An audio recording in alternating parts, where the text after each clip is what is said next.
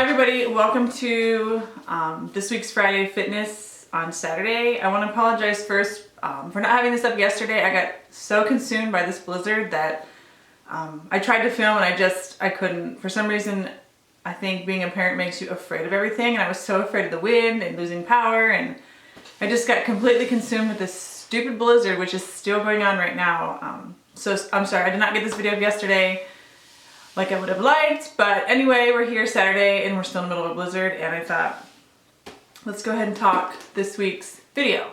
Okay, this week I wanted to talk books, because I have some really good books that I think you guys would be interested in, and if you've never heard of them, it's definitely worth a read if you're interested in reading and learning more. Because I think fitness definitely encompasses your whole well-being, and not just your physical appearance. It's kind of like what's on the inside. Because if you take care of what's on the inside, it will definitely reflect on the outside. And fitness is like 90% what you consume, what you eat. The first two books I have are Eat to Live and Eat for Health, both by Dr. Joel Fuhrman. A really good author. If you guys have never heard of him, he's definitely worth searching. He has lots of other books too. This one, the Eat to Live, is it kind of has a really good diet plan. It has a 6-week plan in here. But both of these books really talk a lot about the link between food and addiction, how we eat, foods that we eat, how they affect your body. He has some really good recipes in here. Explains nutrient-dense foods. Now he is more towards like vegetarian, vegan lifestyle, but he does offer some alternatives if you are someone who eats meat. So it's not just strictly don't eat meat, but here, if you do choose to do that, I'm going to give you some better alternatives. Other two. This one is Eat Yourself Calm. This is by Jill Paul. Ingredients and recipes to reduce stress in your life. Now, this is a really good reference book as well. I don't eat meat, and I haven't for about 3 years now. This one does have a lot of meat recipes in it when it comes to like dinner meals. It has things like cranberry apple crisp, baked bananas, so it has really good simple recipes, but when it comes to actual meals, a lot of it is meat-based, so I don't really use this book for that. But in the beginning of the book, it tells you what your superfoods are, if you guys could see that. So it has your dark chocolate is your superfood, what it's rich in, ways that you can use it, how it affects your body. It lowers blood pressure, balances blood sugar, reduces stress, lifts mood, boosts energy.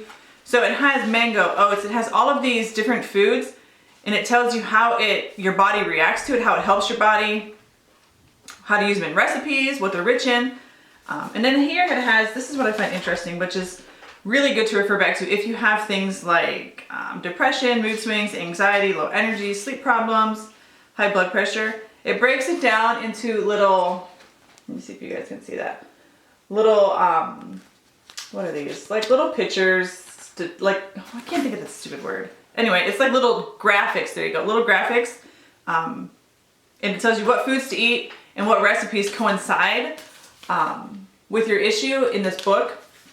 So yeah, again, another super good reference book if you have, if you want to, headaches, muscle tension, digestion, dizziness.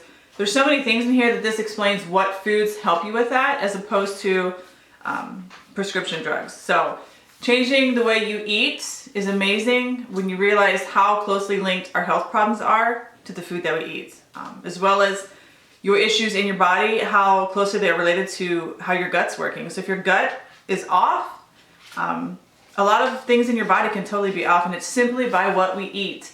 I can't stress that enough. That's why I wanted to share all of my books this week, because I think if you have, the more knowledge you have, the better your health can be. And this book is really good. Super, super good reference book if, like, say you forget, because there's a lot of information in here. But here, for instance, the quinoa porridge with pomegranate. If you guys can look, if you see here, it has the little graphics of what it helps with. What is this here? Has the recipe, the directions. So it's got your depression, mood swings, high blood pressure. So it'll tell you, these little graphics up here, what to eat specifically for whatever issue you're trying to deal with. It also has a 2-week meal planner in here to kind of give you an example, 2 weeks of what to eat. This one too has a good recipes, but all 3 of these books so far Really good recipes. All of them have eating plans in them. So if you're interested in just getting one book, I'll link all these down below too, right? I think I can probably find them all on Amazon, but I'll link them all down below if you guys want to check them out. This one, Eat Pretty, Nutrition for Beauty Inside and Out. This is by Jolene Hart. This one is really good at educating you on eating for the seasons, and how eating certain foods during the season kind of help your digestion, take some burden off of your digestive system, didn't get that out right. But yeah, this breaks down every single, not every single food, but you know, say, let's see, let me find a spot here. Yeah, let me find a season. What season are we in? We are in winter, full-blown winter, because there's a blizzard outside. So where's winter? Winter. Okay, so it says things like pumpkin seeds, pumpkin, kohlrabi, red cabbage, sweet potato. So let's say sweet potato, it tells you to eat the sweet potatoes during winter. It's beautifying compound. It tells you like what it's good for, like your skin. So it's good in vitamin A. It repairs and smooths the skin. It has recipes as well, incorporating the foods that they're telling you to eat for the season.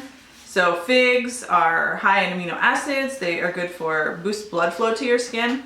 So this really talks about how foods affect your skin. So if you, take for instance, if you eat a lot of dairy and you're breaking out, a lot of times if you cut back on your dairy, you'll notice that your skin just looks a lot better and you have less breakouts. So food can really affect your overall appearance in your skin, whether it's breakouts, redness, wrinkles, you know, whatever the case may be. Food really can trigger the way your skin looks. So this is a really good book, breaking it down by specific foods for the seasons. And it's really good because it gives you recipes, but it just goes really in depth for each entire food. Anyways, it just goes really in depth, and it's actually, I really love this book.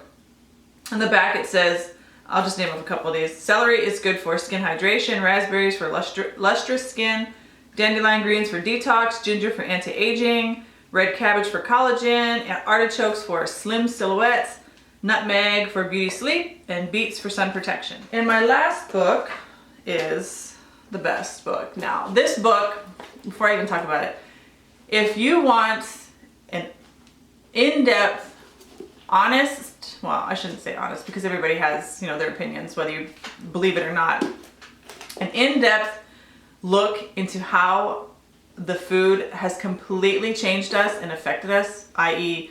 cancer, autism, Alzheimer's, osteoporosis, all of those types of things. If you want to look and know more about how our bodies have completely changed because of those foods, this book, The China Study, is a must for everybody to read. If you're not into health, fitness, diet, it doesn't matter. If you eat food, I would recommend every single person that's watching this get this book and read it. It is such an eye-opener. I cannot even tell you. It's amazing. I want to read a paragraph from the back. It's a little long, but I think it's worth reading.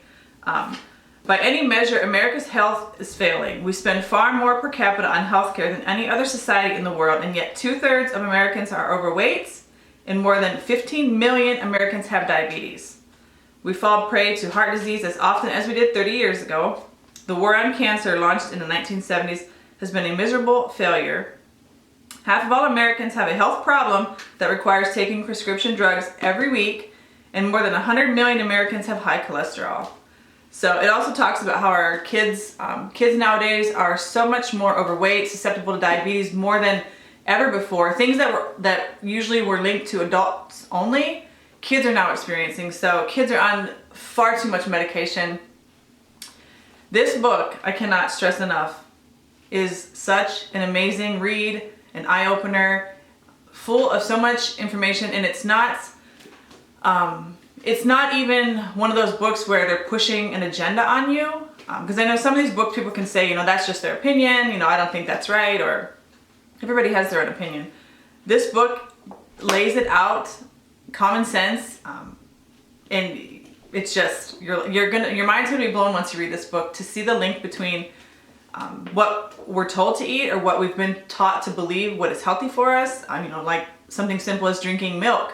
It gives you strong bones, but yet America consumes the most milk, cow's milk, and we have the highest rate of osteoporosis. So kind of gives you a little insight to what we've been told and what may or may not be true. So all those people that have the agendas, the dairy industry, the meat industry, everything's an industry, it's a business. So yeah, everybody needs to get this book, keep it in your book collection and read it. Amazing, amazing. I can't stress it enough. Those are the books I want to share for this week to kind of give you guys an insight of, other information that's out there if you guys are willing to look for it. I also wanted to share some things I have done this week as far as building up my energy and kind of just trying to be more active. I did do my exercises. I think I might have skipped like 1 or 2 days. I got caught up in stuff and totally forgot about it, which is not acceptable. But honestly, I think I probably missed like 2 days. And this week I think I'm going to add some push-ups to the squats and the walking. Okay, some things I have also been using are my essential oils. Now, if you guys follow me on social media, you know I'm completely obsessed with essential oils. But this week in general, I've really started using my Stress Away roller. I just kind of put this all over all the time. It smells really good. I don't really know. I can't really describe the scent, but it really works good. So I've been using this a lot. And I have been diffusing Joy. Now, I just got this one. And literally as soon as it came in the mail, I put it in the diffuser and just I've been going crazy with it. I actually used it today when I made some body butter. It just smells so good and refreshing that it was like the first time I diffused it, I had vacuumed and dusted, cleaned the bathroom. So I was like, does it really work or is this just like psychological? But anyway, I did a lot of cleaning that day when I first diffused this. So essential oils I've been really diving deep into. My essential oils I've really been diving a lot into and trying to use them every single day. A breakfast item that we did this week that I really enjoyed and both of my daughters really enjoyed is chia pudding. I don't know if you guys are familiar with that. It's a super simple breakfast item that you guys can make overnight in a mason jar. I just throw some almond milk, chia seeds. What else do we use? Almond milk, chia seeds, maple syrup, cinnamon, and a little vanilla extract, and that was it. Mix it, put it in the fridge overnight, and the next day, the chia seeds kind of make it, thicken it up. Threw some frozen raspberries on it, and it was delicious. Such a good, healthy breakfast. It gives you a lot of protein, a lot of hydration. My daughters ate it. So I've been trying to do things like that where I make my, if I can make food ahead of time, or just making things that I think are gonna keep me full longer. Because I think that's a lot of my problem too, is I feel like I'm always hungry. And I don't know if that's because I'm still nursing my daughter. I have an appetite like a bear out of hibernation. I just feel like I'm always hungry. So I'm trying to change my food, kind of tailor it towards my appetite and things that will help me feel full longer and provide me more nutrients. So chia pudding has been working this week for myself and my daughters. Super delicious. If you haven't tried it before, I would make it. And the last thing I wanted to touch base on is there's 3 programs I'm kind of debating on getting. Now, I have programs here. I have the P90X. I have all my exercise stuff, but there's 3 programs that I'm super interested in, and I kind of want to get your guys' opinion if any of you guys have used them or have a recommendation. The first program I am looking at is the 21-day fix. It seems super interesting. I have never tried it or anything. I've just kind of been reading about it. So the 21-day fix, there's a 30-minute intense insanity program from Shaun T that I was looking into because the idea of it being 30 minutes, I can get it done quick, is really intriguing me as well. And then there is the Kayla It Scenes. Now I'm not sure, you guys might not be familiar with her. She's a Australian girl, a girl from Australia. She has a program, it's like an ebook, I think, but it's a super intense workout. And if you guys Google her, or not, if you Google her, it's amazing. I'm sure she'll pop up. But if you follow her on Instagram, she's got a lot of before and afters for her program. People that are using it that are like completely obsessed have amazing results. But I'm not sure between those 3. I've kind of been like bouncing back and forth. I'm not real sure which one. So if you guys have used any 3 of those or recommend one, let me know in the comments below, because I really would like to get a specific program that just kind of like a personal trainer program where it has like the food, the exercise, and everything in it. So yeah, if you guys know of one or one of the 3 that I mentioned, let me know below. Anyway guys, don't forget to check the links below. I'll make sure I link all these books. And if there's one book that you pick, I recommend every single buddy get The China Study. Super good book, super interesting. I can't tell you guys enough. I can't stress enough how good this book is.